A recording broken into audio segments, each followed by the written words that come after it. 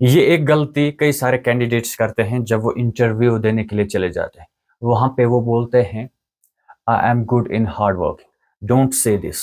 से क्या आप जॉब्स के लिए अप्लाई कर रहे हैं but feel nervous speaking English in interviews?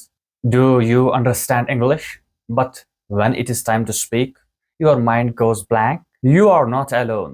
Many people lose great job opportunities just because they can't express themselves confidently. In this video, आप सीखेंगे 5 simple powerful English phrases जो आप इंटरव्यूज में इस्तेमाल करेंगे.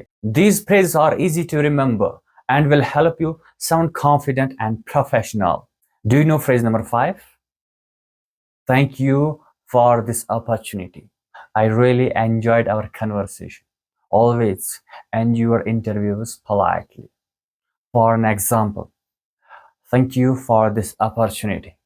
I enjoyed learning more about this role. Could you please tell me more about?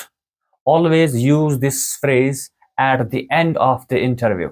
यानी जब आप इंटरव्यू कंप्लीट कर चुके होंगे उसके बाद ये फ्रेज इस्तेमाल करना है फॉर आस्किंग क्वेश्चंस, क्वेश्चंस पूछने के लिए। क्या आप मुझे और बता सकते हैं इसके बारे में?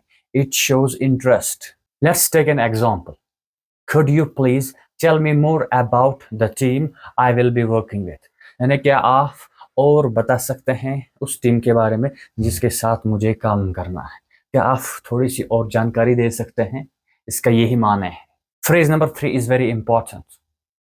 One of my key strengths is dot dot dot, not one of my key strength, because you are telling about your strengths, more than one strength you are having. So use this phrase when they ask you about your strengths. जब आपके strengths के बारे में पूछेंगे तो आप इस phrase का इस्तेमाल करेंगे. One of my key strengths is problem solving. I enjoy finding solutions during difficult situations. This is basically your one of key strengths. अब phrase number 2 जो है यहाँ पे आके बहुत सारे कैंडिडेट्स, बहुत सारे जॉब सीकर्स अटक जाते हैं, हड़बड़ा जाते हैं, जिस वजह से वो जॉब अपॉर्चुनिटी खो देते हैं। उनका सपना चूर-चूर होता है because they don't know how to handle this phrase, how to handle the situation. What's phrase number 2? It is that's a great question. Let me take a moment to think. ये phrase आपको इस्तेमाल करना है उस वक्त when you don't have the immediate answer. यानी जब आप जल्दी में आंसर भूल गए, जब आपको आंसर नहीं मिल रहा है, उस वक्त use this phrase. क्या फ्रेज है? That's a great question. बहुत बढ़िया सवाल पूछा आपने. Let me take a moment to think. थोड़ा सा वक्त दीजिए मुझे सोचने के लिए.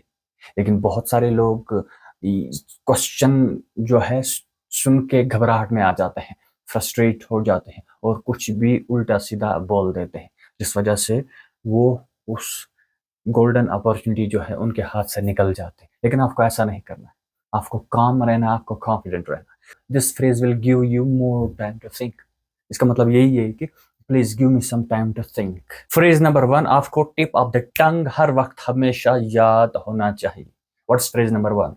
It is I have x years of experience in dot dot dot. So this is a professional way to introduce your work background. यानी जब आप अपने काम के बारे में बोलेंगे, एक्सपीरियंस के बारे में बोलेंगे, this phrase is very important. So it shows professionalism.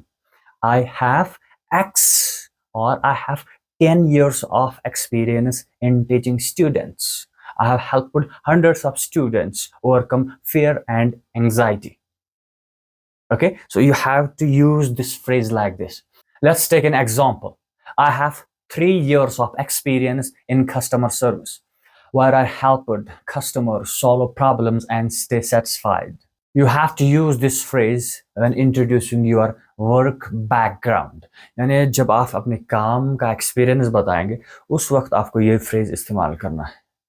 I have 3 years of experience in cooking. I have 2 years of experience in driving.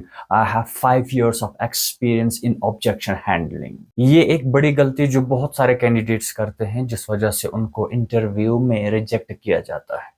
वो कहते हैं I am good in hard working. Don't say this. Say I am a hard working person.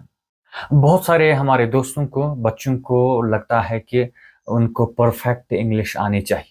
but you don't need perfect English. You need confident English. So use these phrases with yourself daily.